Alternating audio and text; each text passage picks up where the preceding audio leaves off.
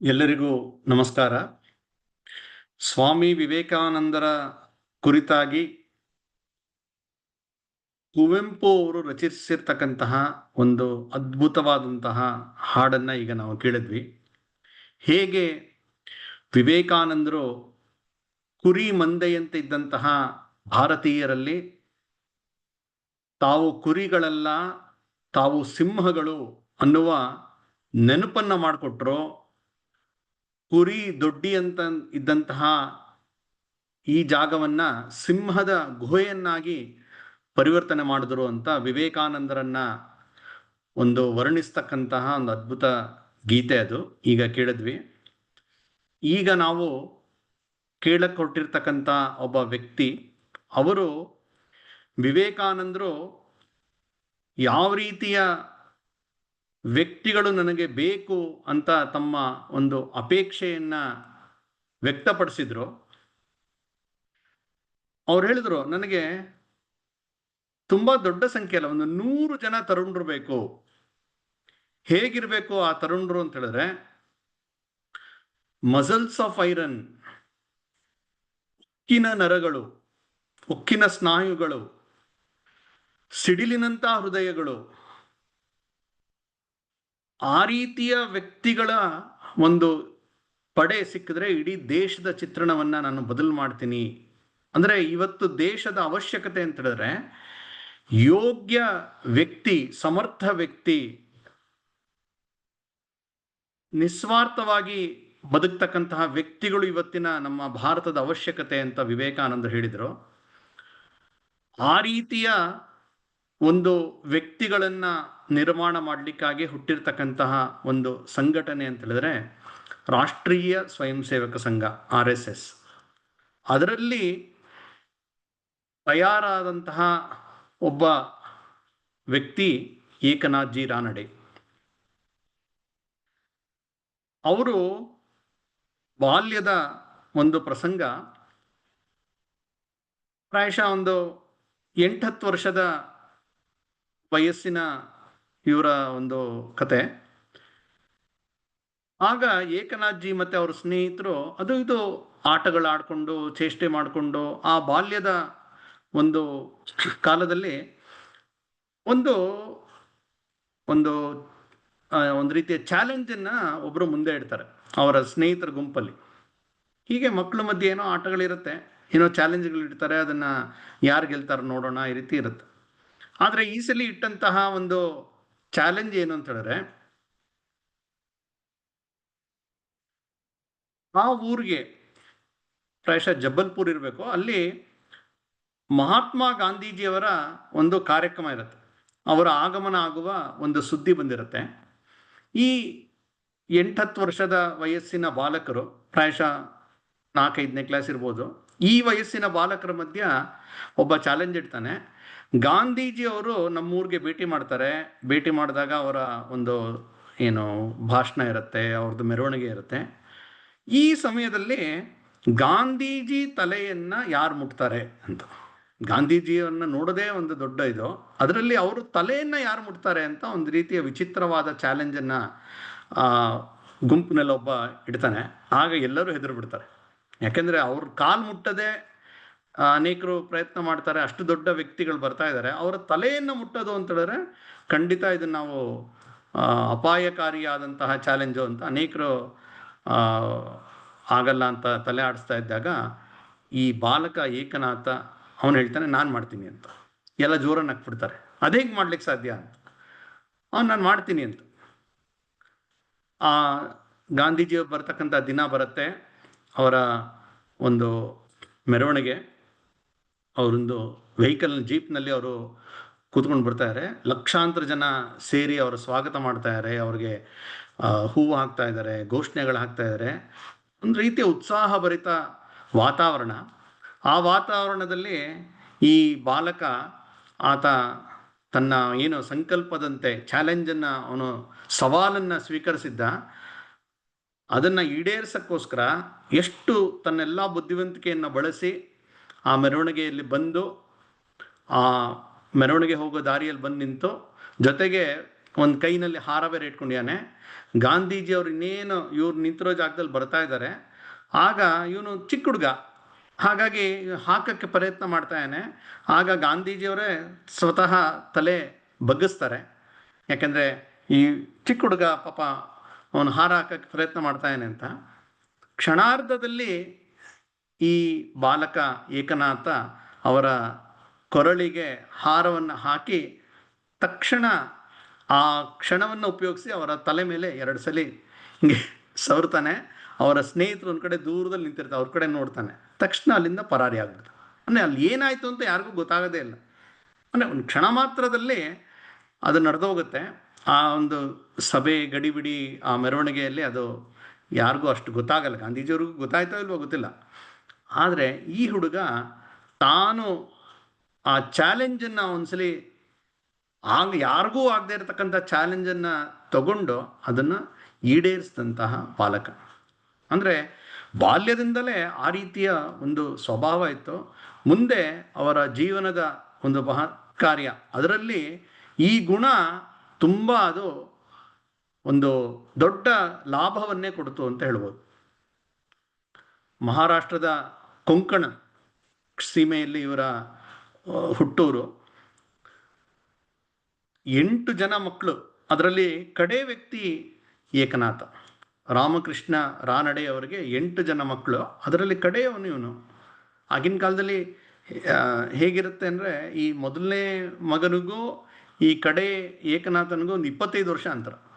ಇವ್ರು ಹುಟ್ಟಿದ್ದು 1914 ಆದರೆ ಅವರ ದೊಡ್ಡಣ್ಣ ಬಾಬುರಾವ್ ಅಂತ ಕರಿತಾ ಇದ್ರು, ಅವ್ರು ಹುಟ್ಟಿದ್ದು 1889. ಅಂದರೆ ಒಂದು ಸುಮಾರು 25 ವರ್ಷ ಅಂತರ. ಇವರ ಅಕ್ಕನಿಗೆ ಮದುವೆ ಆಗಿ ಅವ್ರನ್ನ ನಾಗ್ಪುರದಲ್ಲಿ ಇರ್ತಾರೆ, ಅವರ ಅಕ್ಕ ಭಾವ. ಇವನು ನಾಗ್ಪುರಕ್ಕೆ ಬಂದಾಗ 1925ನೇ ಇಸ್ವಿಯಲ್ಲಿ RSS ಪ್ರಾರಂಭ ಆಗಿರುತ್ತೆ. ನಾಗ್ಪುರದಲ್ಲೇ ಇದ್ದಂತಹ ಇವರ ಭಾವ ಅಣ್ಣಾ ಸೋಹೋನಿ ಅಂಥೇಳಿ, ಅವರು RSS ಸ್ಥಾಪನೆ ಮಾಡಿದಂಥ ಡಾಕ್ಟರ್ ಹೆಡ್ಗೇವಾರ್ ಅವ್ರಿಗೆ ತುಂಬ ಆತ್ಮೀಯರಾಗಿರ್ತಾರೆ. 1925ನೇ ಇಸ್ವಿ ಅಂದರೆ ಈಗ ಸರಿಯಾಗಿ 100 ವರ್ಷದ ಹಿಂದೆ ವಿಜಯದಶಮಿ ದಿವಸ RSS ಪ್ರಾರಂಭ ಆಯ್ತಲ್ಲ, ಆ ಮೊದಲ ದಿನದ 17 ವ್ಯಕ್ತಿಗಳಿದ್ದರು. ಅದರಲ್ಲಿ ಇವರ ಭಾವ ಕೂಡ ಒಬ್ಬರು. ಅವರು ತುಂಬ ಒಂದು ಶಾರೀರಿಕ ಪಟು, ವ್ಯಾಯಾಮ, ಆಟಗಳು ಎಲ್ಲದರಲ್ಲೂ ವಿಪರೀತ ಒಂದು ರೀತಿಯ ಪರಿಣಿತಿ ಇತ್ತು. ಹಾಗಾಗಿ ಅವ್ರನ್ನ ಶಾರೀರಿಕ ಪ್ರಮುಖ ಅಂತಲೇ ಮಾಡಿರ್ತಾರೆ. ಶಾರೀರಿಕ ಚಟುವಟಿಕೆಗೆ ಅವರೇ ಪ್ರಮುಖ ಆಗಿರ್ತಾರೆ, ಅಂದರೆ ಪ್ರಾರಂಭದ ದಿನಗಳಲ್ಲಿ. ಹಾಗಾಗಿ ಅವರ ಭಾವನ ಒಂದು ಕಾರಣದಿಂದಾಗಿ ಇವರು ಕೂಡ ಸಂಘವನ್ನು ಪ್ರವೇಶ ಮಾಡ್ತಾರೆ. ಸಂಘದ ಶಾಖೆಗೆ ಹೋಗಿ ಶುರು ಮಾಡ್ತಾರೆ. ಸಂಘದ ಶಾಖೆಯಲ್ಲಿ ಆಗ ಅಂದರೆ ಪ್ರಾರಂಭ ದಿನಗಳಲ್ಲಿ ಒಂದು ಕುಶ ಪತಕ ಅಂತ ಮಾಡಿರ್ತಾರೆ. ಅಂದರೆ ಯಾರು ಹೈಸ್ಕೂಲ್ ವಿದ್ಯಾರ್ಥಿಗಳಿರ್ತಾರೆ, ಕಿಶೋರರು, ಹೇಗೆ ಲವಾಕುಶ ಅಂತಾರೆ ಆ ರೀತಿ ಲವ ಪತಕ, ಕುಶ ಪತಕ ಅಂತ ಮಾಡಿರ್ತಾರೆ. ಅವ್ರಿಗೆ ಚಿಕ್ಕ ವಯಸ್ಸಿನಲ್ಲೇ ಅವ್ರಿಗೆ ಒಂದು ರೀತಿಯ ಸಂಸ್ಕಾರ, ಅವರ ಸಾಮರ್ಥ್ಯವನ್ನು ವೃದ್ಧಿಸ್ತಕ್ಕಂತಹ ಒಂದು ವಿಶೇಷ ಪ್ರಯತ್ನ, ಗಮನ ಕೊಡೋಕ್ಕೋಸ್ಕರ ಆ ಥರ ಮಾಡಿರ್ತಾರೆ. RSS ಅಂದರೆ ಅದೇನು ಮಾಡುತ್ತೆ, ಸಂಘ ಏನು ಮಾಡುತ್ತೆ ಅಂತ ಅನೇಕರಿಗೆ ಪ್ರಶ್ನೆ. ಏನು ಮಾಡುತ್ತೆ ಅಂದರೆ, ಸಂಘ ಏನು ಮಾಡಲ್ಲ. ಸಂಘ ಯೋಗ್ಯ ವ್ಯಕ್ತಿಗಳನ್ನು ನಿರ್ಮಾಣ ಮಾಡುತ್ತೆ.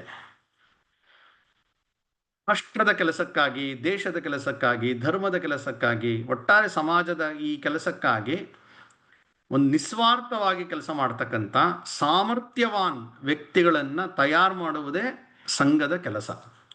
ಒಂದು ರೀತಿಯ man making factory. Madan Mohan Malaviya ಅವರು ಸಂಘದ ಒಂದು ಶಾಖೆಗೆ ಭೇಟಿ ಕೊಟ್ಟಿರ್ತಾರೆ. ಸಂಘ ಸ್ಥಾಪಕರಾದಂಥ ಡಾಕ್ಟರ್ ಹೆಡ್ಗೇವಾರ್ ಅವ್ರನ್ನ ಕರೆದಾಗ ಅವರು ಭೇಟಿ ಮಾಡ್ತಾರೆ. ಆಗ ಒಂದು ಮಾತು ಹೇಳ್ತಾರೆ ಅವರು, ಮದನ್ ಮೋಹನ ಮಾಲವೀಯ ಅವರು, ಮದನ ಮೋಹನ ಮಾಲವೀಯ, ಎಂ ಕ್ಯೂಬ್ ಅಂತ ಅವ್ರ ಹೆಸರು. ಆದರೆ ಇನ್ನೊಂದು ಎಂ ಕ್ಯೂಬ್ ಅಂತ ಇರುತ್ತೆ ಅವರ ಹೆಸರಿನ ಜೊತೆಗೆ. ಇನ್ನೊಂದು ಅವರ ಒಂದು ಸಾಮರ್ಥ್ಯ ಇರುತ್ತೆ. ಏನಂದರೆ, ಅವರು ಯಾವುದೇ ಒಂದು ಶ್ರೇಷ್ಠ ಕೆಲಸಕ್ಕಾಗಿ ಹಣದ ಅವಶ್ಯಕತೆ ಬಿದ್ದರೆ ಇವ್ರನ್ನ ಸಹಾಯ ಕೇಳ್ತಾ ಇರ್ತಾರೆ. ಇವರು ಸಂಗ್ರಹ ಮಾಡ್ಕೊಡ್ತಾ ಇರ್ತಾರೆ, ಯಾರು ಬೇಕಾದ್ರೂ ಭೇಟಿ ಮಾಡ್ತಾ ಇರ್ತಾರೆ. ಆ ಒಂದು ಛಾತಿ ಇರುತ್ತೆ ಮದನ್ ಮೋಹನ್ ಮಾಲವೀಯರಿಗೆ. ಅವರು ಬನಾರಸ್ ಹಿಂದೂ ಯೂನಿವರ್ಸಿಟಿ ನಿರ್ಮಾಣ ಮಾಡಿದ್ದೇ ಒಂದು ಅಂತ ರೋಚಕವಾದಂತಹ ಕತೆ ಇದೆ. ಅವರು ಆ ರೀತಿ ಮಾಡ್ತಾ ಇದ್ರಿಂದ ಅವ್ರಿಗೆ M ಅಂತ ಏನು ಕರೀತಾರೆ ಅವ್ರ ಹೆಸರು, ಅವ್ರಿಗೆ ಇನ್ನೊಂದು ಹೆಸರು ಅಂದರೆ ಮನಿ ಮೇಕಿಂಗ್ ಮಿಷಿನ್ ಅಂತ ಕರಿತಾ ಇರ್ತಾರೆ M³ ಅಂತ. ಅವರು RSS ಶಾಖೆಗೆ ಬಂದಾಗ ಅವರು ಡಾಕ್ಟರ್ ಹೆಡ್ಗೇವಾರ್ ಅವ್ರಿಗೆ ಹೇಳ್ತಾರೆ, ನಿಮ್ಮ ಕೆಲಸ ಏನು ಮಾಡ್ತಾರೆ, ನೀವು M³ ಅಂತ ಹೇಳ್ತಾರೆ. ಏನಂದರೆ ನೀವು ಮ್ಯಾನ್ ಮೇಕಿಂಗ್ ಮಿಷಿನ್ ಅಂತ. ಅಂದರೆ RSS ಅಂದರೆ ಇದೇ ಮಾಡೋದು. ಏಕನಾಥಜಿ ರಾಣೆಯಿಂದ ಹಿಡಿದು ನಮ್ಮ ಕಣ್ಣು ಮುಂದೆ ಕಾಣಿಸ್ತಕ್ಕಂಥ ನರೇಂದ್ರ ಮೋದಿ ತನಕ, ಅಥವಾ ಇನ್ನು ಸಾವಿರಾರು ಜನ ಕಣ್ಣಿಗೆ ಕಾಣಿಸ್ತಾ ಇರತಕ್ಕಂಥ ರಾಷ್ಟ್ರ ಕಾರ್ಯಕ್ಕೆ ತಮ್ಮ ಜೀವನವನ್ನು ಮುಡಿಪಾಗಿಟ್ಟಿರ್ತಕ್ಕಂತಹ ವ್ಯಕ್ತಿಗಳನ್ನು ಸದಾ ನಿರ್ಮಾಣ ಮಾಡ್ತಾ ಇರ್ತಕ್ಕಂಥ ಒಂದು ಜಾಗ ಅದು. ಅಲ್ಲಿ ಇವರು ತಯಾರಾಗ್ತಾರೆ. ಅಂದರೆ ಇವ್ರಿಗೇನು ವೈಯಕ್ತಿಕವಾಗಿ ಅನೇಕ ಸಾಮರ್ಥ್ಯಗಳಿತ್ತೋ, ವಿಪರೀತ ಒಂದು ಶಾರೀರಿಕ ಸಾಮರ್ಥ್ಯ, ವ್ಯಾಯಾಮ, ಕಟ್ಟುಮಸ್ತು, ವಿಪರೀತ ಅದರಲ್ಲಿ ಶಕ್ತಿ ಸಂಪಾದನೆ, ಜೊತೆಗೆ ಬೌದ್ಧಿಕವಾಗೂ ತುಂಬ ಸಮರ್ಥರಾಗಿದ್ದರು, ತುಂಬ ನೆನಪಿನ ಶಕ್ತಿ ಇತ್ತು, ಅನೇಕ ಸಾಮರ್ಥ್ಯಗಳಿತ್ತು. ಆ ಎಲ್ಲ ಸಾಮರ್ಥ್ಯವನ್ನು ರಾಷ್ಟ್ರ ಕಾರ್ಯಕ್ಕಾಗಿ ಬಳಸಬೇಕು ಅನ್ನುವ ಒಂದು ದೃಷ್ಟಿ ಅವ್ರಿಗೆ ಸಂಘದಲ್ಲಿ ಸಿಗತ್ತೆ. ಹಾಗಾಗಿ ಏಕನಾಥಜಿ ರಾಣೆಯವರು SLC ಮುಗೀತಾ ಇದ್ದಂಗೆ ಬಂದು ಡಾಕ್ಟರ್ ಹೆಡ್ಗೇವಾರ್ ಅವ್ರ ಹತ್ರ ಹೇಳ್ತಾರೆ, ನಾನು ಇನ್ಮುಂದೆ ಪೂರ್ತಿ ಸಂಘದ ಕೆಲಸಕ್ಕಾಗಿ ನಾನು ಬಂದ್ಬಿಡ್ತೀನಿ ಮನೆ ಬಿಟ್ಟು ಅಂತ. ಆಗ ಅವ್ರು ಹೇಳ್ತಾರೆ, ಇಲ್ಲಪ್ಪ ನೀನು ಓದಬೇಕು, ನೀನು ಡಿಗ್ರಿ ಪಡಿಬೇಕು, ಚೆನ್ನಾಗಿ ನಾವು ವಿದ್ಯಾಭ್ಯಾಸ ಮಾಡಿ ಆಮೇಲೆ ನಾವು ಸಮಾಜದ ಕೆಲಸಕ್ಕೆ ಹೋಗಬೇಕು, ಆವಾಗ ನಮಗೆ ಒಂದು ಹೆಚ್ಚು ನಮಗೆ ಗೌರವ ಇರುತ್ತೆ ಅಂತ ಅವರು ತಿಳುವಳಿಕೆ ಹೇಳಿ ಅವ್ರು ಓದಿಸ್ತಾರೆ. ತುಂಬ ಚಿಕ್ಕ ವಯಸ್ಸಿನಲ್ಲೇ ಅವರು ನಾಗಪುರದಿಂದ ಬೇರೆ ಕಡೆಗೆ ಬರ್ತಾರೆ. ಮಹಾಕೌಶಲ್ ಪ್ರಾಂತ್ ಅಂತ ಕರೀತಾರೆ. ಅಂದರೆ ಜಬಲ್ಪುರ್, ಹೋಶಿಂಗಾಬಾದ್ ಇರ್ಬೋದು, ಇಂದೋರ್, ಈ ಸುತ್ತಮುತ್ತ ಪ್ರದೇಶದಲ್ಲಿ ಸಂಘದ ಕೆಲಸವನ್ನು ಬೆಳೆಸ್ತಾರೆ. ಆಗ ಬ್ರಿಟಿಷರು ಒಂದು ಗೂಂಡಾ ಕಾಯ್ದೆ ಅಂತ ತಂದಿರ್ತಾರೆ. ಅಂದರೆ ಯಾವುದಾದ್ರು ಯುವಕರು ಅವರು ಶಾಲಾ ಕಾಲೇಜ್ಗೆ ಹೋಗ್ತಾ ಇಲ್ಲ ಅಥವಾ ಉದ್ಯೋಗ ಮಾಡ್ತಾ ಇಲ್ಲ, ಆ ಥರ ಇದ್ದರೆ ಅವ್ರನ್ನ ಗೂಂಡಾ ಕಾಯ್ದೆ ಅಡಿಯಲ್ಲಿ ಅವ್ರನ್ನ ಬಂಧನ ಮಾಡ್ತಾ ಇರ್ತಾರೆ. ರಾತ್ರಿ ಮನೆಗೆ ನುಗ್ಗಿ, ಅಂದರೆ ಅವ್ರನ್ನ ಬಂಧನ ಮಾಡೋಕ್ಕೊಂದು ಕಾರಣ ಅಷ್ಟೆ. ಹಾಗಾಗಿ ಇವರು ವಿದ್ಯಾಭ್ಯಾಸ ಮುಗಿದಿದೆ, ಇವರು ಉದ್ಯೋಗ ಮಾಡ್ತಾ ಇಲ್ಲ, ಹಾಗಾಗಿ ಇವ್ರ ಮೇಲೆ ಆ ಒಂದು ಅಪಾಯ ಬರುತ್ತೆ. ಹಾಗಾಗಿ LLBಗೆ ಸೇರ್ಕೊಳ್ತಾರೆ.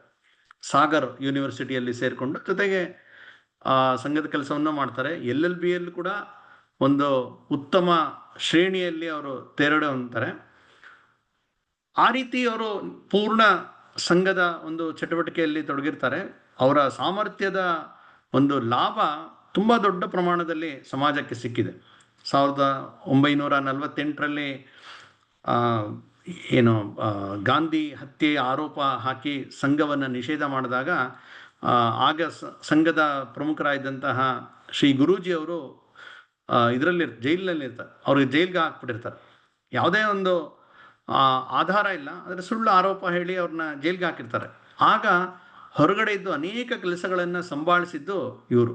ಸರ್ದಾರ್ ಪಟೇಲ್ ಜೊತೆ ಇವರ ಆ ಚಿಕ್ಕ ವಯಸ್ಸಿನಲ್ಲೇ ಅವ್ರ ಜೊತೆ ಅನೇಕ ವಿಚಾರವಾಗಿ ಅವ್ರ ಜೊತೆ ಸಂವಹನ ಮಾಡಿ ಸಂಘದ ಬಗ್ಗೆ ಇರ್ತಕ್ಕಂಥ ತಪ್ಪು ಅಭಿಪ್ರಾಯವನ್ನು ದೂರ ಮಾಡಿ ಆ ನಿಷೇಧ ತೆಗೆಯೋದಲ್ಲಿ ಬಹಳ ದೊಡ್ಡ ಕೆಲಸ ಮಾಡ್ಯಾರ.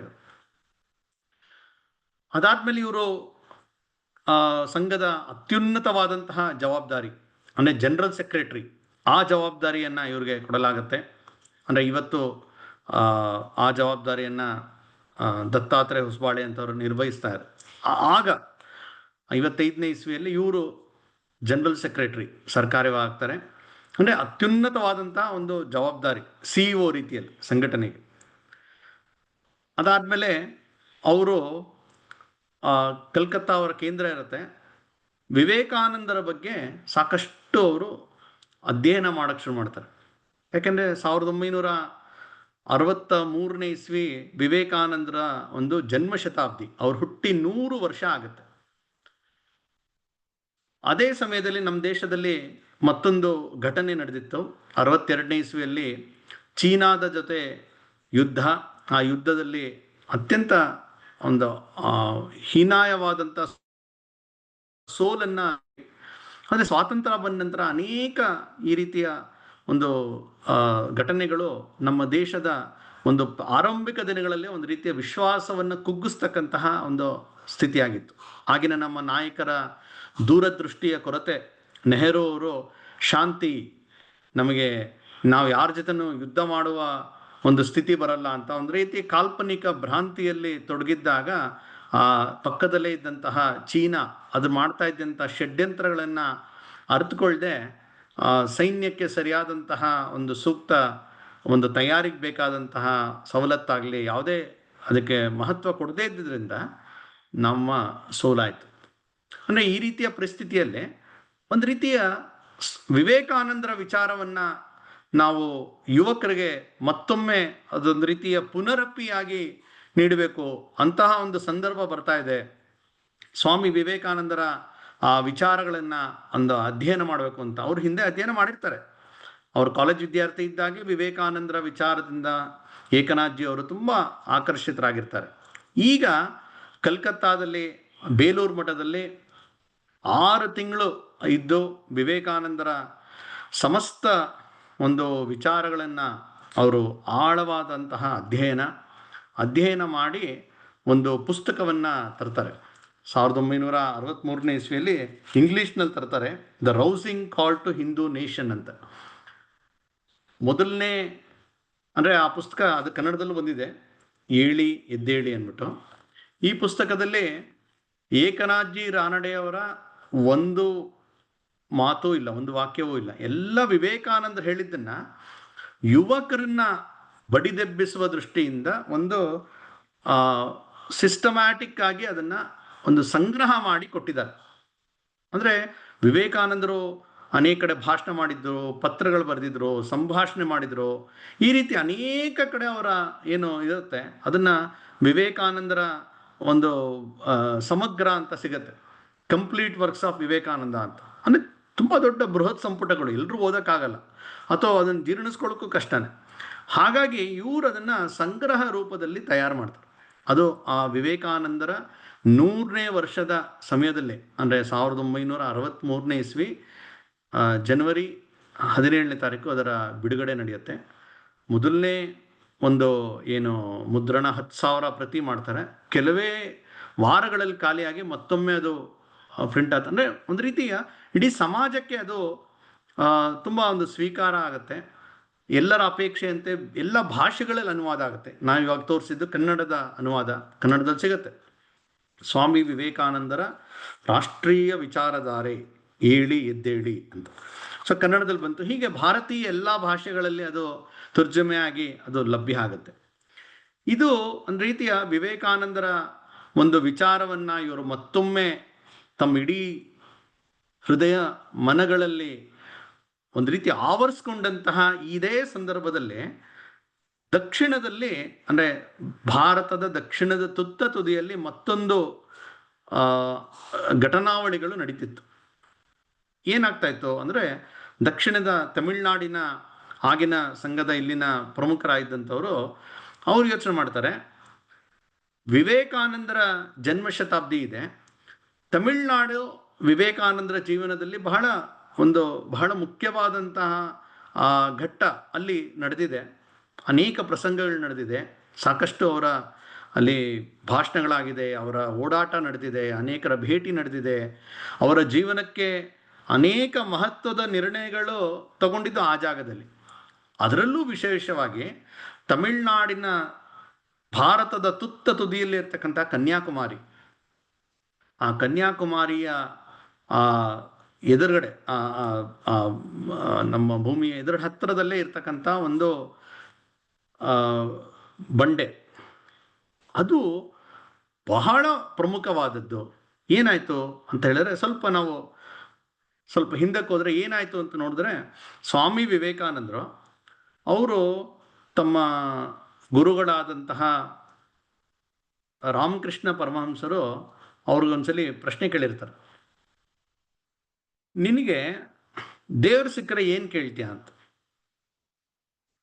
ಆಗ ವಿವೇಕಾನಂದ ಹೇಳಿರ್ತಾರೆ, ನಾನು ಸಮಾಧಿ ಸ್ಥಿತಿಯನ್ನು ಕೇಳ್ತೀನಿ ಅಂತ.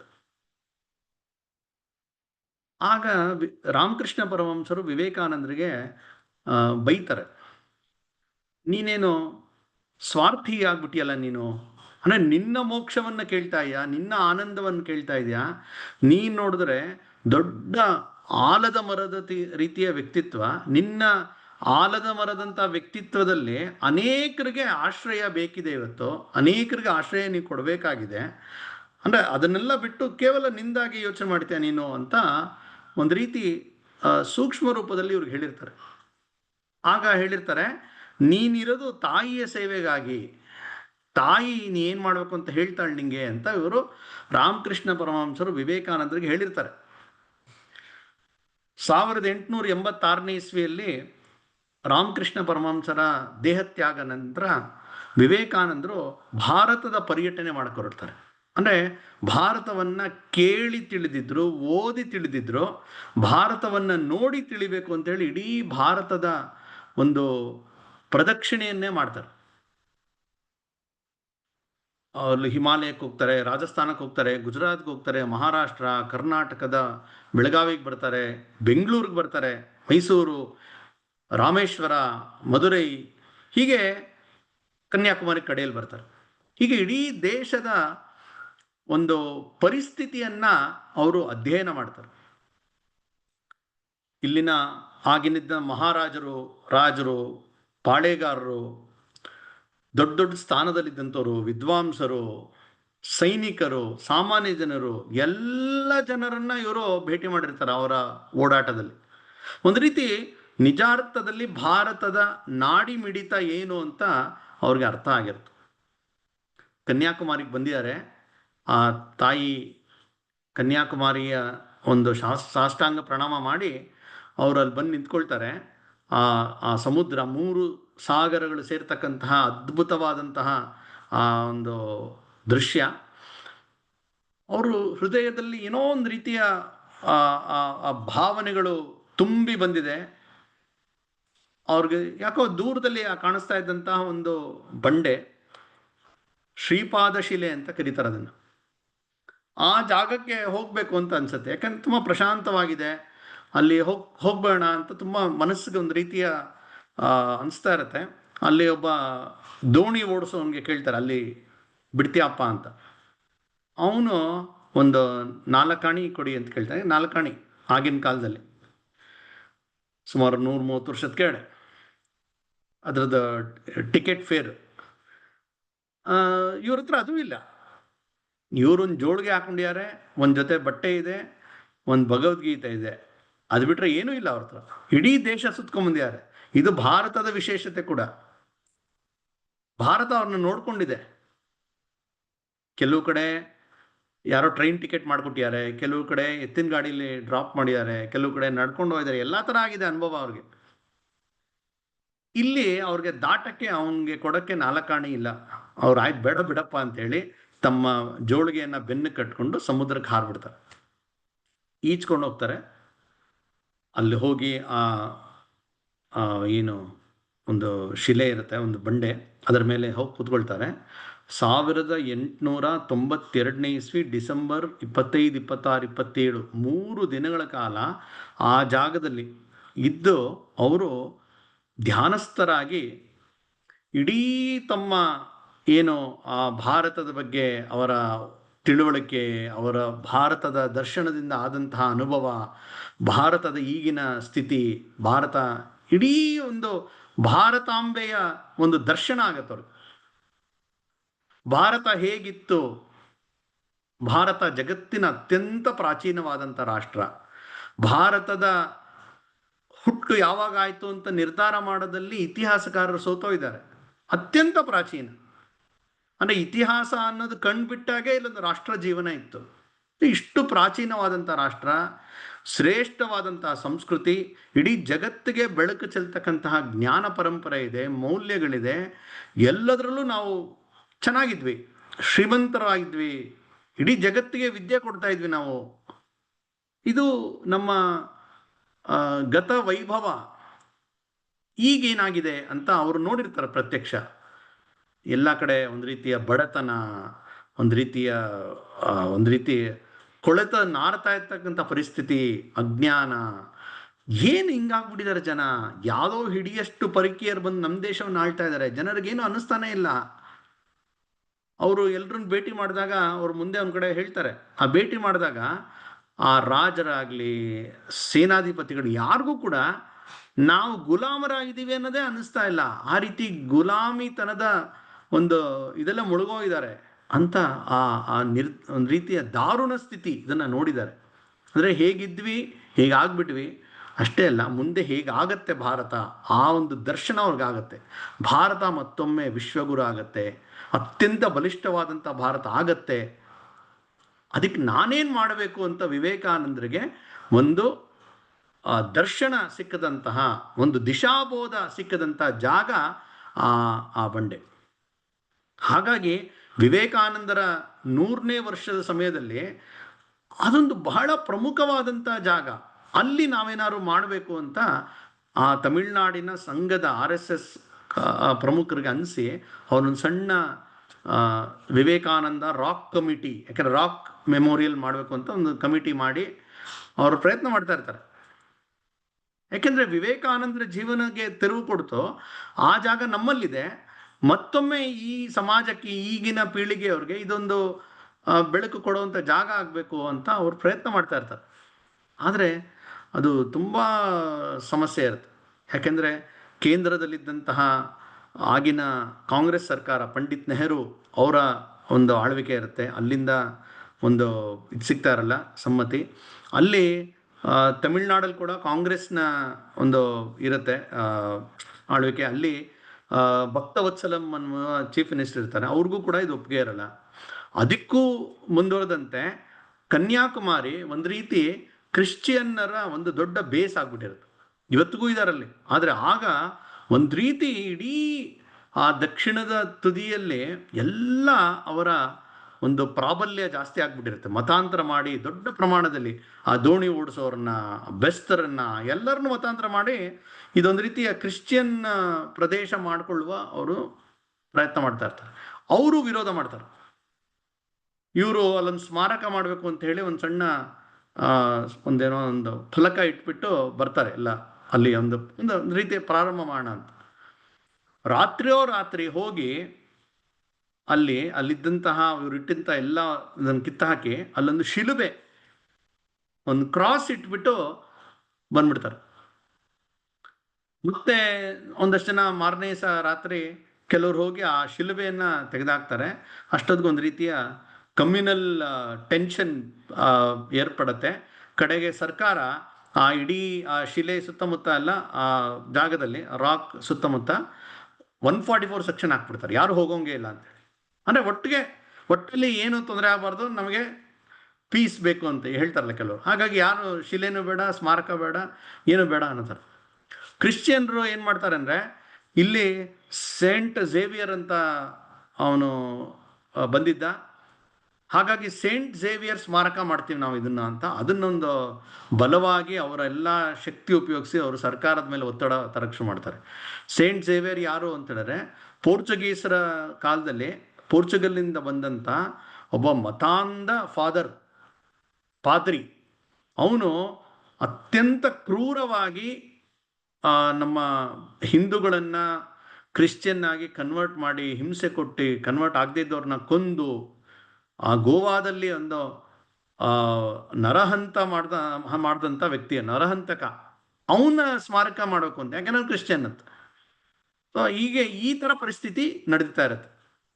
ಆಗ ಈ ಒಂದು ಕಮಿಟಿಯ ಒಂದು ತಂಡ ಅವರು ನಾಗ್ಪುರಕ್ಕೆ ಬರ್ತಾರೆ, ಸಂಘದ ಕೇಂದ್ರ ಕಾರ್ಯಾಲಯ ಅಲ್ಲಿಗೆ ಬರ್ತಾರೆ. ಆಗಿನ ಪ್ರಮುಖರಾದಂಥ ಶ್ರೀ ಗುರೂಜಿ ಅವ್ರನ್ನ ಭೇಟಿ ಮಾಡ್ತಾರೆ. ಅವ್ರಿಗೆ ಹೇಳ್ತಾರೆ, ಈ ಥರ ಪ್ರಯತ್ನ ಮಾಡ್ತಾ ಇವಿ, ನಮಗೆ ಇದಕ್ಕೆ ಯೋಗ್ಯ ವ್ಯಕ್ತಿಯನ್ನ ನೀವು ಕೊಡಬೇಕು ಅಂತ.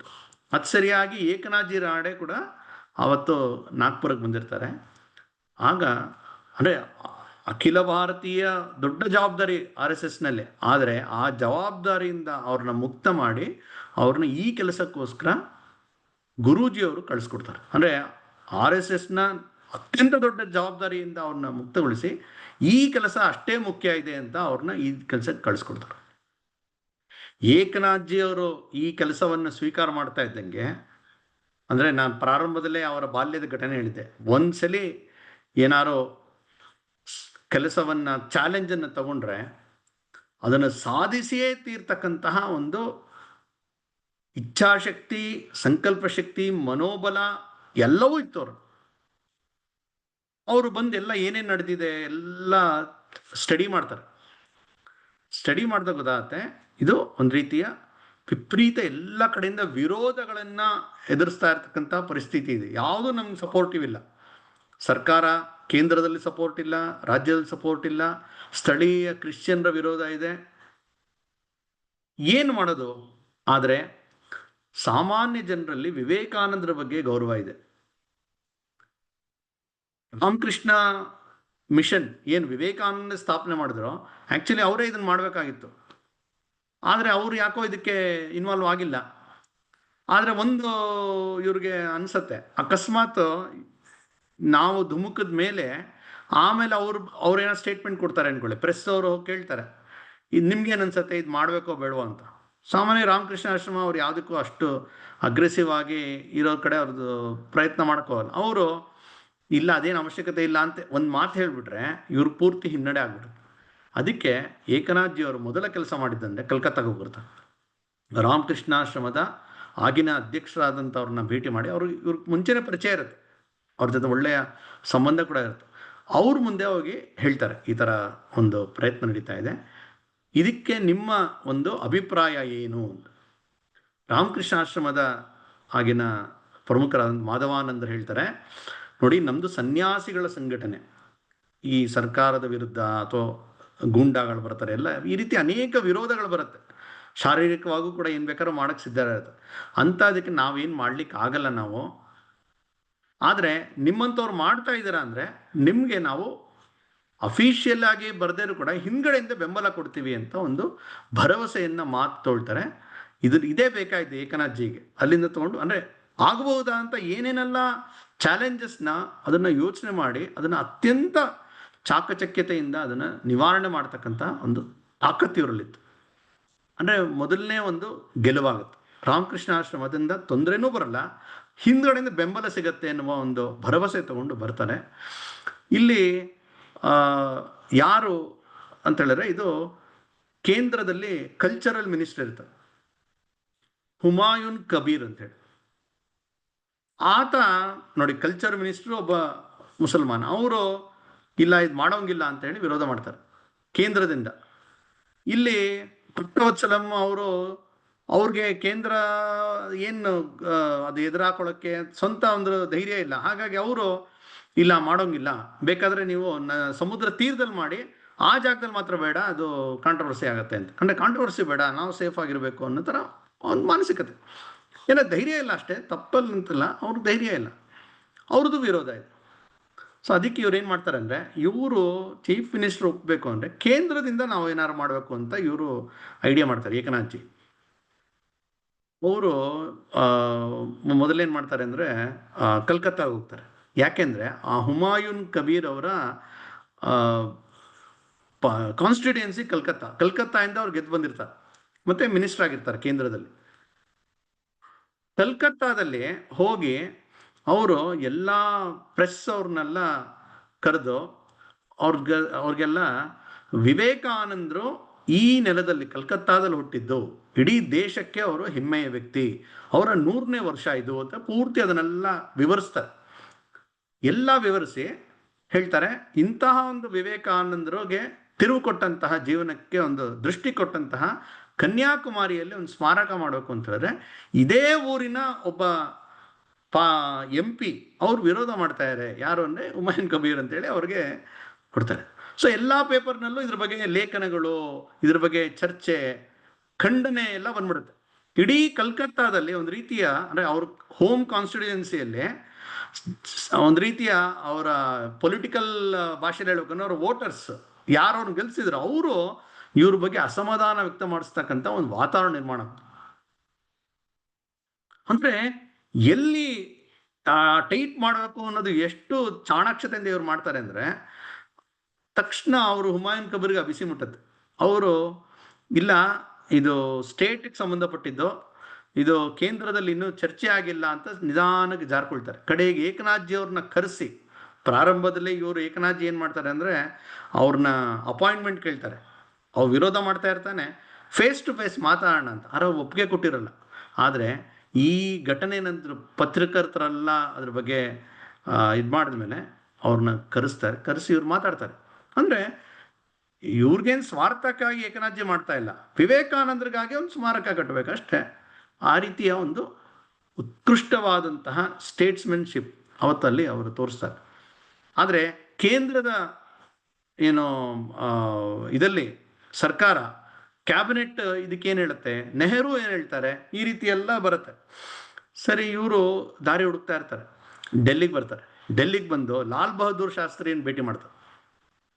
ಅವ್ರಿಗೆ ಎಲ್ಲ ವಿವರಿಸ್ತಾರೆ. ಅವ್ರಿಗೆ ಲಾಲ್ ಬಹದ್ದೂರ್ ಶಾಸ್ತ್ರಿಗೆ ಇದು ಇಷ್ಟ ಇದೆ, ಒಪ್ಪಿಗೆ ಇದೆ, ಆದರೆ ತಾಳಿ ಸ್ವಲ್ಪ ಸರಿಯಾದ ಸಮಯ ಹೇಳ್ತೀನಿ ಅಂತ ಹೇಳಿ ಇವ್ರಿಗೆ ಒಂದು ರೀತಿಯ ಮುಂದಾಗ್ತಾ ಇರ್ತಾರೆ. ಏಕನಾಥ್ಜಿಗೆ ಈ ಥರ ಮುಂದಾಕೋದ್ರಿಂದ ಸಮಸ್ಯೆ ಪರಿಹಾರ ಆಗಲ್ಲ. ಏನಾಗಬೇಕು, ಏನೇನು ಆಗಬಹುದು, ಸಾಧ್ಯತೆಗಳಿದೆ ಅಂತ ಅವ್ರ ಜೊತೆ ಅನೇಕ ಸ್ಟ್ರಾಟಜಿಕ್ ಆಗಿ ಚರ್ಚೆ ಮಾಡ್ತಾರೆ. ಆವಾಗ ಅವ್ರು ಹೇಳ್ತಾರೆ, ಇಲ್ಲ ಇದು ಎಲ್ಲ ಎಂ ಪಿಗಳೆಲ್ಲ ಇದಾರಲ್ಲ, ಅವ್ರುಗಳೆಲ್ಲ ಅಭಿಪ್ರಾಯ ಏನಿದೆ ಗೊತ್ತಿಲ್ಲ, ಅವ್ರು ವಿರೋಧ ಮಾಡ್ಬೋದು, ಈ ರೀತಿ ಎಲ್ಲ. ಅಂದರೆ ಇದು ಯಾವ್ಯಾವ ರೀತಿ ಈ ನಿಮ್ಮ ಒಂದು ಅಪೀಲ್ ಬಿದೋಗ್ಬೋದು ಅಂತ ಲಾಲ್ ಬಹದ್ದೂರ್ ಶಾಸ್ತ್ರಿ ಎಲ್ಲ ಹೇಳ್ತಾರೆ. ಬಟ್ ನೋಡೋಣ ಅಂತ ಇರ್ತಾರೆ. ಇದ್ರ ಮಧ್ಯ ಎಂಥ ಒಂದು ಅದ್ಭುತವಾದಂಥ ಕೆಲಸ ಏಕನಾಥ್ಜಿ ಮಾಡ್ತಾರೆ ಅಂದರೆ, ಆ ದಿಲ್ಲಿಯಲ್ಲಿ ಆಗ ಇದ್ದಂತಹ ಎಲ್ಲ ಎಂ ಪಿಗಳನ್ನು ಭೇಟಿ ಮಾಡ್ತಾರೆ, ಪತ್ರ ಕೊಡ್ತಾರೆ, ಮಾತಾಡ್ತಾರೆ, ಮುಖಾಮುಖಿ ಮಾತಾಡ್ತಾರೆ. ಎಲ್ಲರನ್ನೂ ಒನ್ ಟು ಒನ್ ಮಾತಾಡಿಸಿ ಅವ್ರ ಹತ್ರ ಈ ಒಂದು ವಿವೇಕಾನಂದರು ಅಂದರೆ ನಮ್ಗೆ ಹೆಮ್ಮೆ, ಹೌದು ನಮ್ಗೆ ಹೆಮ್ಮೆ, ಮತ್ತು ಬರ್ಕೊಡಿ, ಅಲ್ಲೊಂದು ಸ್ಮಾರಕ ಮಾಡೋದಲ್ಲಿ ಏನು ತಪ್ಪಿದೆ, ಮಾಡ್ಬೋದು, ಬರ್ಕೊಡಿ. ಆ ರೀತಿ ಒಬ್ಬರೊಬ್ಬರನ್ನು ಭೇಟಿ ಮಾಡ್ತಾ ಬರ್ತಾರೆ. ಎಷ್ಟು ಕಷ್ಟ ನೋಡಿ. ಆಗ ಇವತ್ತಿನ ಥರ BJP ಆಗಿರಲಿ, ಜನಸಂಘ ಲೆಕ್ಕಕ್ಕೆ ಇಲ್ಲ, ತುಂಬ ಕಡಿಮೆ ಜನ ಇದ್ದರು. ಬಹಳ ದೊಡ್ಡ ಪಾರ್ಟಿ ಕಾಂಗ್ರೆಸ್, ಅದು ಬಿಟ್ಟರೆ ಬೇರೆ ಬೇರೆ ಸಣ್ಣ ಪುಟ್ಟ ಪಕ್ಷಗಳಿದೆ. ಪಕ್ಷಾತೀತವಾಗಿ, ಯಾಕೆಂದರೆ ವಿವೇಕಾನಂದರು ಯಾವುದೇ ಪಕ್ಷಕ್ಕೆ ಸೇರಿದವರಲ್ಲ, ಇಡೀ ದೇಶಕ್ಕೆ ಸೇರಿದವರು. ಹಾಗಾಗಿ ಪ್ರತಿಯೊಬ್ಬರನ್ನು ಮನವೊಲಿಸ್ತಕ್ಕಂತಹ ಒಂದು ಪ್ರಯತ್ನವನ್ನು ಮಾಡ್ತಾರೆ. ಆಮೇಲೆ ಲಾಲ್ ಬಹದ್ದೂರ್ ಶಾಸ್ತ್ರಿ ಅವರು ಹೇಳ್ತಾರೆ, ಈಗ ಎಂ ಪಿಗಳ ಒಂದು ಅಭಿಪ್ರಾಯ ಏನಿದೆ ಅಂತ. ಆಗ ಏಕನಾಥ್ಜಿ ಹೇಳ್ತಾರೆ, ಎಲ್ಲ ಎಂ ಪಿಗಳನ್ನ ಭೇಟಿ ಮಾಡೀನಿ, ಅವರ ಒಪ್ಪಿಗೆ ಪತ್ರ ನನ್ನ ಹತ್ರ ಇದೆ ಅಂತ ತೋರಿಸ್ತಾರೆ. ಲಾಲ್ ಬಹದ್ದೂರ್ ಶಾಸ್ತ್ರಿ ಆಶ್ಚರ್ಯ ಆಗ್ಬಿಡು. 323 ಎಂ ಪಿಗಳು ಸಹಿ ಹಾಕಿರ್ತಾರೆ. ಒಂದ್ಸಲಿ ಲಾಲ್ ಬಹದ್ದೂರ್ ಶಾಸ್ತ್ರಿ ನೋಡಿ, ಅವ್ರ ಸಹಿ ಮಾಡಿದ್ರ ಇದು ಅಂತ ಒಂದ್ಸಲಿ ಕೇಳ್ತಾರೆ. ಅವಾಗ ಏಕನಾಥ್ಜಿ ಹೇಳ್ತಾರೆ, ಬೇಕಾದ್ರೆ ಹೋಗಿ ಚೆಕ್ ಮಾಡಿಸಿ, ಒರಿಜಿನಲ್ ಅಂತ ನಗ್ತಾ ಹೇಳ್ತಾರೆ. ಅಂದರೆ ಬಿಹೈಂಡ್ ದಿ ಸ್ಕ್ರೀನ್ ಎಂಥ ಅದ್ಭುತ ಕೆಲಸ ಮಾಡಿರ್ತಾರೆ ಅಂದರೆ ಈ 323 ಜನ ಸಹಿ ಹಾಕಿದ್ದಾರೆ ಅಂತ ಹೇಳಿದ್ರೆ ಅವರು ಜನಪ್ರತಿನಿಧಿಗಳು. ಅಂದರೆ ಇದು ಇಡೀ ದೇಶ ಇದಕ್ಕೆ ಒಪ್ಪಿಗೆ ಇದೆ ಅಂತ ಆಯ್ತಲ್ವಾ. ಅನಿವಾರ್ಯವಾಗಿ ಪಾರ್ಲಿಮೆಂಟ್ನಲ್ಲಿ ಅದನ್ನು ಮುಂದೆ ಇಡಬೇಕಾಗತ್ತೆ. ಪ್ರಾರಂಭದಲ್ಲಿ ಇದನ್ನು ಸ್ವಲ್ಪ ಹಿನ್ನಡೆ ತೋರಿಸಿದಂತಹ ನೆಹರು ಕೂಡ ಇಷ್ಟು ದೊಡ್ಡ ಒಂದು ಜನಬೆಂಬಲ ಬಂದಾಗ ಅವ್ರಿಗೆ ಆಶ್ಚರ್ಯ ಆಗತ್ತೆ. ಹೇಳ್ತಾರೆ, ಆಗ ಪಾರ್ಲಿಮೆಂಟ್ನಲ್ಲಿ ಸಾಮಾನ್ಯವಾಗಿ ಒಂದು ಯುದ್ಧ ವಿಷಯ ಬಂತು ಅಂತ ಹೇಳಿದ್ರೆ ಎಲ್ಲರ ಒಂದು ಬೆಂಬಲ ಬಂದ್ಬಿಡುತ್ತೆ. ಅಂದರೆ ಜಾಸ್ತಿ ಚರ್ಚೆ ಮಾಡೋದಕ್ಕೆ, ದೇಶದ ರಕ್ಷಣೆ, ಅಥವಾ ಯಾರು ತೀರ್ಕೊಂಡ್ಬಿಟ್ಟಿದ್ದಾರೆ ಅವ್ರಿಗೇನೋ ಶ್ರದ್ಧಾಂಜಲಿ ಕೊಡಬೇಕು, ಅದ್ರ ಬಗ್ಗೆ ಏನು ಜಾಸ್ತಿ ಚರ್ಚೆ ಮಾಡಲ್ಲ. ಈ ಎರಡು ವಿಷಯ ಬಿಟ್ಟು ಮಿಕ್ಕಿದೆ ಎಲ್ಲದಕ್ಕೂ ಚರ್ಚೆ, ಕಾಂಟ್ರವರ್ಸಿ ಆಗುತ್ತೆ. ನಾವು ಇವತ್ತಿಗೂ ಪಾರ್ಲಿಮೆಂಟಲ್ಲಿ ನೋಡ್ತೀವಿ ಡಿಬೇಟ್ಗಳು. ಆದರೆ ಅದೆರಡು ವಿಷಯ ಬಿಟ್ಟರೆ ಈ ವಿವೇಕಾನಂದರ ಸ್ಮಾರಕ ವಿಷಯವಾಗಿ ಒಂದು ರೀತಿಯ ಯುನಾನಿಮಸ್ ಆಗಿ ಅಥವಾ ಬಹುಸಂಖ್ಯಾತ ಅಭಿಪ್ರಾಯ ಬಂದಿದ್ದು ಇದಕ್ಕೆ.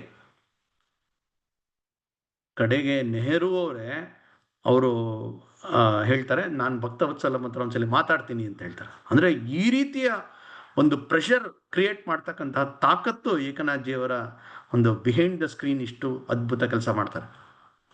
ಲಾಲ್ ಬಹದ್ದೂರ್ ಶಾಸ್ತ್ರಿ ಒಂದು ಕಡೆ ಹೇಳ್ತಾರೆ, ಈ ಏಕನಾಥ್ಜಿ ರಾನಡೆ ಥರದವರೊಂದು ಇಬ್ಬರು ಸಿಕ್ಬಿಟ್ರೆ ಇಡೀ ಕಾಂಗ್ರೆಸ್ಸಿನ ಒಂದು ಚಿತ್ರಣವನ್ನೇ ನಾನು ಬದಲು ಮಾಡಿಬಿಡ್ತೀನಿ ಅಂತ. ಅಂದರೆ ಈ ರೀತಿ ಅನೇಕ ಹೇಳಿದಾರಂತ. ರಾಮನಾಥ್ ಗೋಯಂಕ ಅಂತ ಹೇಳಿ ಬಹಳ ದೊಡ್ಡ ಪತ್ರಕರ್ತರು, ಇಂಡಿಯನ್ ಎಕ್ಸ್ಪ್ರೆಸ್ನ ಮಾಲೀಕರಾಗಿದ್ದರು, ತುಂಬ ಸೀನಿಯರ್ ಜರ್ನಲಿಸ್ಟ್. ಅವರು ಒಂದು ಕಡೆ ಹೇಳ್ಯಾರ, ಏಕನಾಥ್ ರಾನಡೆ ಅಂತವರು ಇಬ್ಬರು ನಂಗೆ ಸಿಕ್ಬಿಟ್ರೆ ಇಡೀ ಮೀಡಿಯಾ ಇಂಡಸ್ಟ್ರಿನೇ ನಾನು ಒಂಥರ ಬದಲಾವಣೆ ಮಾಡ್ತಕ್ಕಂತಹ ಸಾಧ್ಯತೆ ಇದೆ, ಇಂಥವ್ರು ಬೇಕು ನನಗೆ ಅಂತ. ಅಂದರೆ ಇಂಥ ವ್ಯಕ್ತಿ ಇದ್ರೆ ಏನು ಬೇಕಾದ್ರೂ ಮಾಡ್ಬೋದಾ, ಆ ವ್ಯಕ್ತಿನ ಕೊಡೋರು ಯಾರು, ಅದನ್ನು ಸಂಘ ಮಾಡ್ತಾ ಬಂದಿದೆ. ಆಮೇಲೆ ಅವರು ಭಕ್ತವತ್ಸಲಂ ಮಾತಾಡ್ತಾರೆ. ಭಕ್ತವತ್ಸಲಂಗೂ ಕೂಡ ಕಡೆಗೆ ಒಪ್ಕೊಳ್ಳೇಬೇಕಾದಂಥ ಪರಿಸ್ಥಿತಿ ನಿರ್ಮಾಣ ಆಗುತ್ತೆ. ಕಡೆಗೆ ಅವರು ಏಕನಾಥ್ಜಿ ಅವರು ಮಾತಾಡ್ತಾರೆ. ಅವ್ರ ಹತ್ರ ಮಾತಾಡಿ ಅವರು ಸ್ಟೇಟ್ಮೆಂಟ್ ಕೊಡ್ತಾರೆ, ಈ ಥರ ಮಾಡ್ಬೋದು ಅಂತೇಳಿ. ಕಡೆಗೆ ಆ ಶಿಲೆಯಲ್ಲಿ ಒಂದು ವಿವೇಕಾನಂದರ ಸ್ಮಾರಕ ಮಾಡ್ಬೋದು ಅನ್ನೋ ರೀತಿಯಲ್ಲೇ ಒಂದು ಬರುತ್ತೆ. ಆದರೂ ಕೂಡ ಈಗೋ ಇರೋ ಕಾರಣಕ್ಕೋಸ್ಕರ ಇಲ್ಲ, ಅಲ್ಲಿ ಅವರ ಪ್ರತಿಮೆ ಅದು ಒಳಗಡೆ ಇಡಬೇಕು, ತುಂಬ ದೊಡ್ಡದಿರಬಾರ್ದು, ಈ ರೀತಿ ಎಲ್ಲ ಹೇಳ್ತಾರೆ. ಆದರೆ ಇದನ್ನೆಲ್ಲ ಇವ್ರು ಹೋಗಿ ಸರಿ ಮಾಡ್ತಾರೆ ಏಕನಾಥ್ಜಿ. ಅವ್ರು ಹೇಳ್ತಾರೆ, ಎಲ್ಲ ಗೌಣ ಬಿಡಿ, ಮುಖ್ಯ ಅಲ್ಲ, ನೀವು ಒಪ್ಪಿದಿರಲ್ಲ, ವಿವೇಕಾನಂದರ ಬಗ್ಗೆ ನಿಮಗೆ ಹೃದಯದಲ್ಲೇ ನಿಮಗೆ ಒಪ್ಪಿಗೆ ಇದೆ ಅಂತ ನನಗೆ ಗೊತ್ತು, ಆದರೆ ಕಾರಣಾಂತರದಿಂದ ನಿಮಗೆ ಅದನ್ನು ಹೇಳೋಕ್ಕಾಗಿರಲ್ಲ, ಆದರೆ ನೀವು ಒಪ್ಪಿಗೆ ಕೊಟ್ಟಿದ್ದು ಬಹಳ ಸಂತೋಷ ಆಗಿದೆ ಅಂತ. ಮತ್ತು ಭಕ್ತವತ್ಸಲಂಗೆ ಒಂದು ಯೋಚನೆ ಇರುತ್ತೆ, ಏನಂದರೆ ಇಷ್ಟು ದಿವಸ ವಿರೋಧ ಮಾಡ್ತಾ ಇದ್ದೆ, ಈಗ ನಾನು ಅದಕ್ಕೆ ಒತ್ತಡ ಸರ್ಕಾರದಿಂದ ಕೇಂದ್ರದಿಂದ ಬಂದ ಮೇಲೆ ಒಪ್ಪಿಗೆ ಕೊಟ್ಬಿಟ್ಟೆ, ಆದರೆ ನಾನು ಇದಕ್ಕೆ ವಿರೋಧಿ ಅನ್ನುವ ಒಂದು ಭಾವನೆ ಉಳಿದ್ಬಿಡುತ್ತಲ್ಲ ಅಂತ ಒಂದು ಇರುತ್ತೆ. ಅದು ಏಕನಾಥ್ಜಿ ಗೊತ್ತಾಗತ್ತೆ. ಅಂದರೆ ಎಷ್ಟು ಸೂಕ್ಷ್ಮಗ್ರಾಹಿ ಅಂದರೆ ಅವ್ರು ವಿರೋಧ ಮಾಡ್ತಾ ಇದ್ರು ಪೊಲಿಟಿಕಲ್ ರೀಸನ್ ಆಗಿ. ಈಗ ಅವರು ಒಪ್ಪಿಗೆ ಕೊಟ್ಟಿದ್ದಾರೆ, ಆದರೆ ಇವರು ವಿರೋಧ ಮಾಡಿದ್ದೇ ಒಂದು ರೀತಿಯ ಬ್ಲ್ಯಾಕ್ ಮಾರ್ಕ್ ಆಗಿ ಉಳಿಬಹುದಾ ಅಂತ ಅವ್ರಿಗೆ ಯೋಚನೆ ಇದೆ ಅಂತ ಇವ್ರು ಗುರುತಿಸಿ ಅವ್ರನ್ನ ಹೋಗಿ ಮಾತಾಡಿಸಿ ಅವ್ರ ಜೊತೆ ಸ್ನೇಹ ಸಂಪಾದನೆ ಮಾಡಿ ಎಷ್ಟು ಆತ್ಮೀಯರಾಗ್ಬಿಡ್ತಾರೆ. ಅಂದರೆ ಒಬ್ಬ ಚೀಫ್ ಮಿನಿಸ್ಟರು ಏಕನಾಥ್ಜಿ ಜೊತೆ ಎಷ್ಟು ಆತ್ಮೀಯತೆ ಆಗ್ಬಿಡತ್ತೆ ಅಂತ ಹೇಳಿದ್ರೆ, ಏಕನಾಥ್ಜಿ ಅವರು 84ನೇ ಇಸ್ವಿಯಲ್ಲಿ ತೀರ್ಕೊಂಡಾಗ, ಮದ್ರಾಸಲ್ಲಿ ಅವ್ರು ತೀರ್ಕೊಂಡಾಗ ಅವರ ಶ್ರದ್ಧಾಂಜಲಿ ಸಭೆ ನಡೆದಾಗ ಭಕ್ತವತ್ಸಲಂ ಬಂದಿರ್ತಾರೆ. ಅಂದರೆ ಆಗ ಚೀಫ್ ಮಿನಿಸ್ಟರ್ ಆಗಿದ್ದವರು, ಈಗೇನು ಇರಲ್ಲ, ರಿಟೈರ್ಡ್, ಅವರು ಶ್ರದ್ಧಾಂಜಲಿ ಸಭೆಯ ಅಧ್ಯಕ್ಷರಾಗ್ತಾರೆ. ಅಲ್ಲಿ ಅವರು ವೇದಿಕೆ ಮೇಲೆ ಎಲ್ಲರೂ ತಮ್ಮ ಶ್ರದ್ಧಾಂಜಲಿಯನ್ನು ಅರ್ಪಣೆ ಮಾಡಿದಾಗ ಏಕನಾಥ್ಜಿಯವ್ರ ಬಗ್ಗೆ ಭಕ್ತವತ್ಸಲಂ ಅವರು ಬಂದು ವೇದಿಕೆಯಲ್ಲಿ ನಿಂತು, ಮೈಕ್ ಮುಂದೆ ನಿಂತು ಇಷ್ಟು ಭಾವುಕರಾಗಿದ್ರು, ಅವರು ಗಳಗಳಗಳೇ ಹತ್ಬಿಟ್ರಂತ, ಮಾತಾಡಲೇ ಇಲ್ವಂತ, ಇಡೀ ಸಭೆ ಹತ್ತಿದ್ರು. ಅಂದರೆ ಅವ್ರು ಶ್ರದ್ಧಾಂಜಲಿ ಕೊಟ್ಟಿದ್ದೆ ಕಣ್ಣೀರಿಂದ ಅಂತ, ಯಾರೋ ಆ ಭಕ್ತವತ್ಸಲಂ. ಇದು ಏಕನಾಥ್ಜಿಯವರ ಒಂದು ತಾಕತ್ತು. ಸಾಮಾನ್ಯವಾಗಿ ಕೆಲವರು ಹೇಳ್ತಾರೆ, ನನ್ನ ಮಾತು ಯಾರು ಕೇಳಲ್ಲ ಅಂತ, ಅಥವಾ ನನ್ನ ಮಾತು 4 ಜನ ಮಾತ್ರ ಕೇಳ್ತಾರೆ ಅಂತ. ಏಕನಾಥ್ಜಿಯವರು ಎಂಥ ಒಂದು ಸಾಮರ್ಥ್ಯ, ಎಂಥ ಒಂದು ನೇತೃತ್ವದ ಗುಣ ಇತ್ತು ಅಂತ ಹೇಳಿದ್ರೆ, ಎಂತ ಭೇಟಿ ಮಾಡಿ ಅವ್ರಿಗೆ ತಮ್ಮ ವಿಚಾರವನ್ನ ಸಮಗ್ರವಾಗಿ ಹೇಳಿ, ಅಂದರೆ ಅವರೆಲ್ಲ ಸಾಮರ್ಥ್ಯವನ್ನು ಯಾತಕ್ಕೆ ಬಳಸ್ತಾ ಇದ್ರು ಅಂದರೆ ಈ ರಾಷ್ಟ್ರದ ಹಿತಕ್ಕಾಗಿ. ಅವರು ಹುಮಾಯೂನ್ ಕಬೀರ್ ಅವ್ರನ್ನ ಭೇಟಿ ಮಾಡಿ ವಾಪಸ್ ಬಂದ ಮೇಲೆ ಅಲ್ಲಿ ಚರ್ಚೆ ಆದಂತಹ ಒಂದು ಪಾಯಿಂಟ್ಸ್ ಇರುತ್ತಲ್ಲ, ಅದನ್ನು ಒಂದು ಲೆಟರ್ ಬರೆದು ಕಳಿಸ್ತಾರೆ. ಆಗ ಹುಮಾಯೂನ್ ಕಬೀರ್ ಅವರು ಹೇಳ್ತಾರಂತೆ, ನೀವೇನೋ ಟೇಪ್ ರೆಕಾರ್ಡ್ ಇಟ್ಕೊಂಡು ಬಂದಿದ್ದೀರಾ ರೆಕಾರ್ಡ್ ಮಾಡೋಕ್ಕೆ ಅಂತ, ಯಾಕೆಂದರೆ ನಾವು ಚರ್ಚೆ ಮಾಡುವಂಥ ಅಷ್ಟು ಅಂಶವನ್ನು ಬಿಡದೆ ನೀವು ಅಲ್ಲಿ ದಾಖಲೆ ಮಾಡಿದ್ದೀರಾ ಅಂತ. ಅಂದರೆ ಆ ರೀತಿಯ ಒಂದು ನೆನಪಿನ ಶಕ್ತಿ. ಇದಕ್ಕೆಲ್ಲ ಏನೋ ಒಂದು ಬೆಂಬಲ ಸಿಕ್ಕಿದ ಮೇಲೆ ಅಲ್ಲಿ ಕೆಲಸ ಪ್ರಾರಂಭ ಆಗುತ್ತೆ. ಅಂದರೆ ಹಂತ ಹಂತಕ್ಕೂ ಎಲ್ಲರನ್ನು ಜೋಡಿಸ್ಕೊಂಡು ಈ ಒಂದು ಶ್ರೇಷ್ಠ ಕಾರ್ಯಕ್ಕೋಸ್ಕರ ಅವರು ತಮ್ಮೆಲ್ಲ ಸಾಮರ್ಥ್ಯವನ್ನು ಬಳಸಿ ಈ ಒಂದು ರಾಕ್ ಮೆಮೋರಿಯಲ್ ಅದರ ನಿರ್ಮಾಣಕ್ಕಾಗಿ ಒಂದು ಅಡಿಪಾಯವನ್ನು ಹಾಕ್ತಾರೆ. ಅಲ್ಲಿ ಕೆಲಸ ಪ್ರಾರಂಭ ಆಗುತ್ತೆ.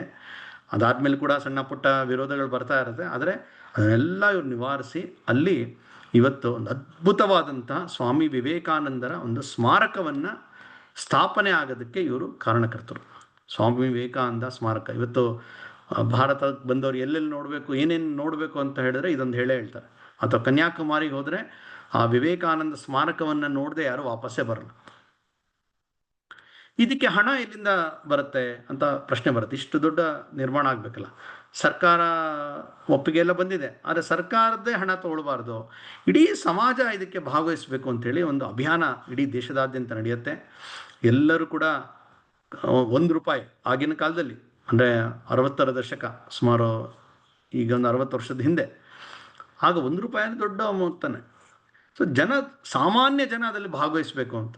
ಹೇಗೆ ಸರ್ದಾರ್ ವಲ್ಲಭಾಯ್ ಪಟೇಲ್ ಅವರ ಪ್ರತಿಮೆಗೆ ಎಲ್ಲ ರೈತರು ಒಂದಷ್ಟು ಕಬ್ಬಣ ಕೊಡಬೇಕು, ಉಕ್ಕನ್ನು ಕೊಡಬೇಕು ಅಂತ ಒಂದು ಯೋಜನೆ ಮಾಡಿದ್ರು, ಆ ರೀತಿ ಇಲ್ಲಿಗೆ ಕೋಟ್ಯಾಂತರ ಸಂಖ್ಯೆಯಲ್ಲಿ ಜನ ಭಾಗವಹಿಸ್ತಾರೆ.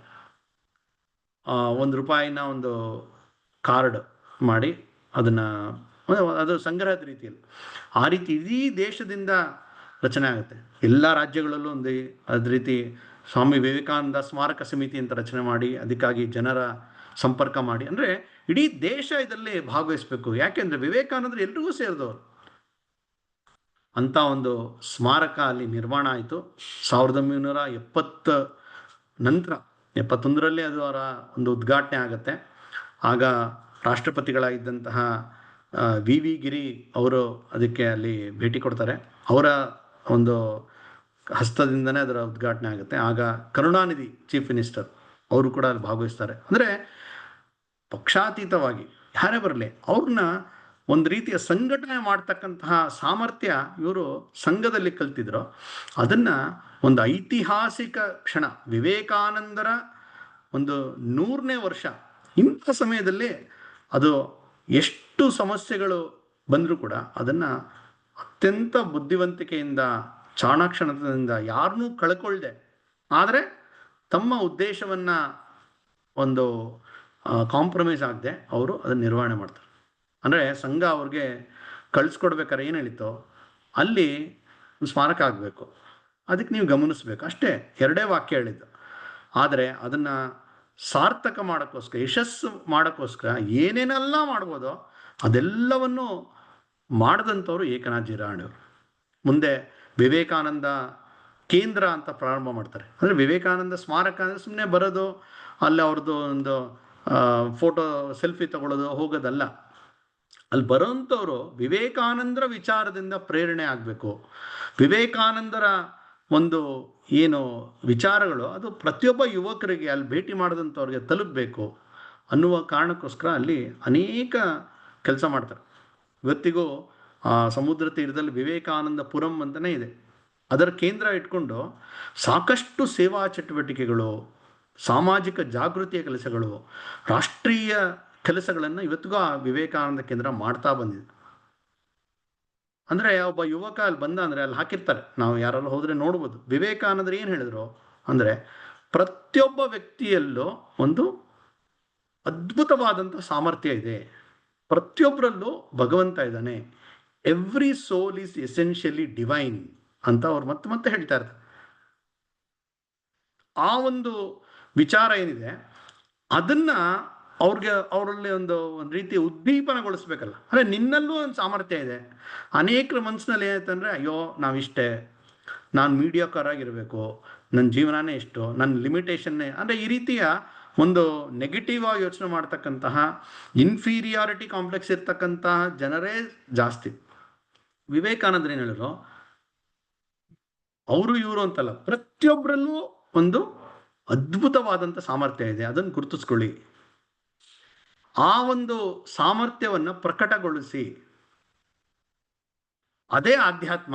ನಿಮ್ಮಲ್ಲಿರ್ತಕ್ಕಂಥ ಸಾಮರ್ಥ್ಯವನ್ನ ಪ್ರಕಟಗೊಳಿಸಿ ಒಂದು ಶ್ರೇಷ್ಠ ಕಾರ್ಯಕ್ಕಾಗಿ ಅದನ್ನ ಸಮರ್ಪಣೆ ಮಾಡಿ ಅಂತ ಏನು ವಿವೇಕಾನಂದ ಹೇಳಿರೋ, ಆ ಒಂದು ವಿಚಾರ ಅಲ್ಲಿ ಬಂದಂಥ ಪ್ರತಿಯೊಬ್ಬರಿಗೂ ಅದು ಆಗಬೇಕು. ಪ್ರತಿಯೊಬ್ಬರು ಅಲ್ಲಿ ಕೂತ್ಕೊಂಡು ಧ್ಯಾನ ಮಾಡಿದ್ರೆ ಆ ವಿಚಾರ ಮನನ ಮಾಡ್ಕೊಂಡು ವಾಪಸ್ ಹೋಗಬೇಕು. ಅಲ್ಲಿಂದ ಟೇಕ್ ಅವೇ ಏನಂದ್ರೆ ಇದು.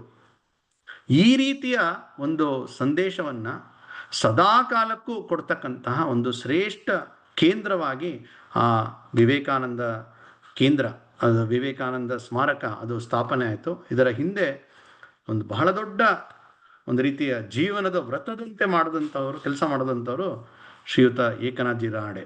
ಅವರು ಮದ್ರಾಸಲ್ಲಿ ತೀರ್ಕೊಳ್ತಾರೆ. ಅದಾದಮೇಲೆ ಯಾಕೆಂದರೆ ಅವರು ಒಂದು ರೀತಿಯ ಲೈಫ್ ಮಿಷನ್ ಥರ ಅವರು ಕೆಲಸ ಮಾಡಿದ್ರು.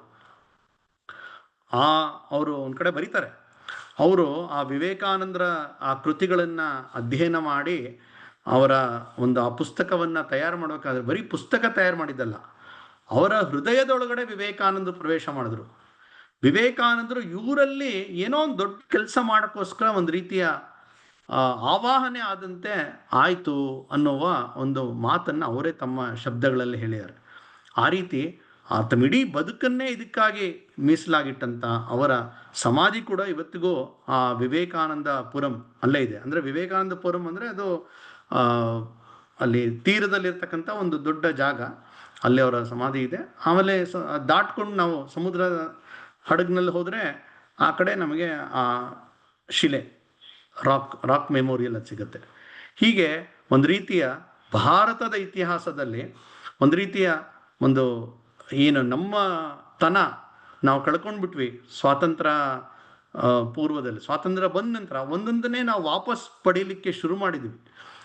ಆ ರೀತಿಯ ಒಂದು ಅನೇಕ ಇದೆ. ಅದರಲ್ಲಿ ಈ ಒಂದು ಘಟ್ಟ ಇದೆಯಲ್ಲ, ಇದು ಏಕನಾಥ್ಜಿ ರಾನಡೆಯವರ ಬಹಳ ದೊಡ್ಡ ಕೊಡುಗೆ ಅಂತ ಅನ್ಸುತ್ತೆ.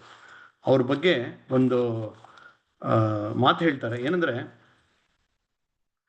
ಮ್ಯಾನ್ ವಿತ್ ಕ್ಯಾಪಿಟಲ್ ಎಂ ಅಂತ.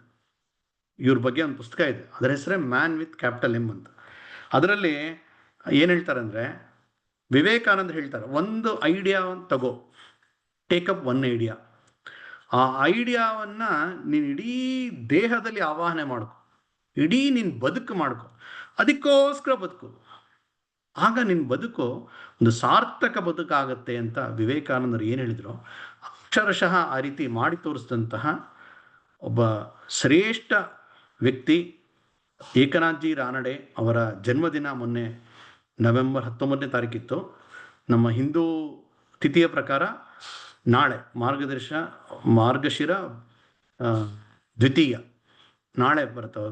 ಈ ಸಮಯದಲ್ಲಿ ಅವರ ಜೀವನ ಮತ್ತು ಸಾಧನೆಯ ಕೆಲವಷ್ಟು ವಿಚಾರಗಳನ್ನು ನಿಮ್ಮ ಜೊತೆ ಹಂಚ್ಕೊಂಡಿದ್ದೀನಿ. ನಮಸ್ಕಾರ.